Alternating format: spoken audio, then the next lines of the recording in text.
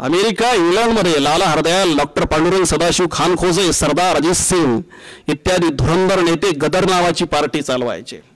गदर नावाचं एक वर्तमानपत्रही सुद्धा ते चालवायचे. त्यामधून ते जाहिरात द्यायचे, पाहिजेत भारतात जाऊन लढणारे बद्धपरिकर अशा प्रकारचे योद्धे पाहिजेत, पगार, मृत्यू, इनाम, हौतात्म्य, पेन्शन, स्वातंत्र्य, कार्यस्थळ हिंदुस्थान. अशफाकुल्ला खान ज्यावेळेस जेलमध्ये होता त्यावेळेस त्याचे नातेवाईक त्याला भेटण्याच्यासाठी आले. म्हणाले, आम्ही म्हणतो त्याप्रमाणे तू बयान दे, या कटामधून तुला आम्ही सोडून घेतो. अशफाकुल्ला खाननी काय उत्तर द्यावं त्यावेळेस? तो म्हणाला की भारताला ज्यावेळेस स्वातंत्र्य मिळेल त्यावेळेस क्रांतिकारकांच्या नामावलीमध्ये एकाही मुसलमानाचं नाव असू नये असं तुम्हाला वाटतं का? तुमचा घातकी आणि गद्दार सल्ला मी मान्य करणार नाही. असं जो जगला केवळ 23 वर्ष 5 महिने आणि 26.5 दिवस, परंतु अल्पशा कालावधीमध्ये त्याने इंग्रज साम्राज्यशाहीला भूकंपासारखा हादरा दिला. मेरा रंग दे बसंती चोला हे त्याचं जे गीत आहे, हे गीत पिढ्यानपिढ्याची सै देणारं गीत आहे. त्या गीतामधून त्याने आळवणी करायला सुरुवात केलेली होती.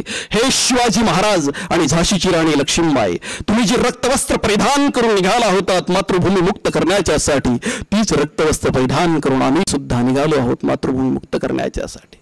त्या क्रांतीवीराचं नाव सरदार भगतसिंग. 27 फेब्रुवारी 1931 अलाहाबादच्या अल्फ्रेड पार्कमध्ये सुखदेवराजला सोबत घेऊन बर्माला कसं जायचं याविषयीचा विचार ते करत होते. इतक्या CID नाडवावरची गाडी समोरून आली. गोविंद सिंग आणि मोहम्मद जुमान हे 2 साथीदारही त्यांच्या सोबत होते. त्याने खिशातून पिस्तूल काढला आणि विचारलं, काय तुम्ही या ठिकाणी काय करत आहात?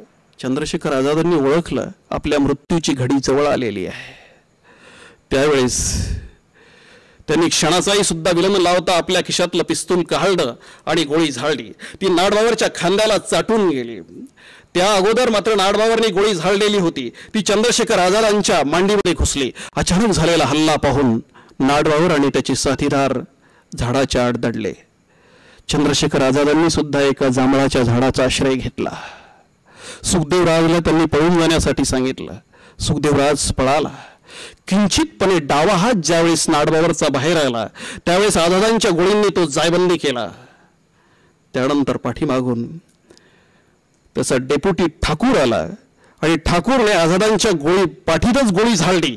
झाडल्यानंतर केवळ पाठीमागे न पाहता केवळ ध्वनीच्या रोखाने पिस्तूल चालवला आझादांनी आणि ठाकूरचा जबडा फोडला. त्यानंतर कर्नलगंज पोलीस चौकी तिथून जवळच होते. ठाकूर विशाल सिंग राय चौधरी अनेक पोलिसांचा ताफा घेऊन त्या ठिकाणी आले. मित्रहो, एक विरुद्ध अनेक हे विश्वयुद्ध किती कालावधीपर्यंत चालणार?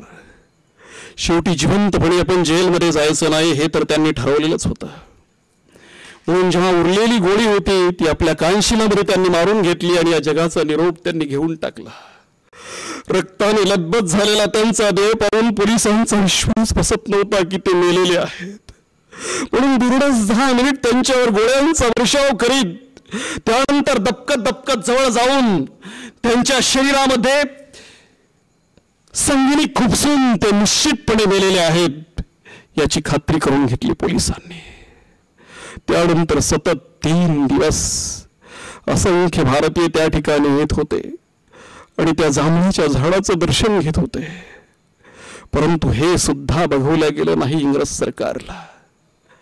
3ऱ्याच दिवशी ते जांभळाचं झाडच कापून टाकण्यात आलं.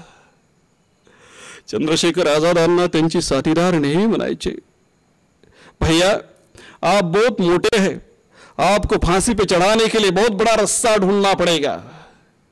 त्यावेळेस आजाद म्हणायचे, अरे फांसी का फंदा तो तुम लोगों के लिए मुबारक हो, हम तो दुश्मनों के साथ उनके गोलियों का सामना करते करते मरेंगे, हम आजाद है और आजाद ही रहेंगे.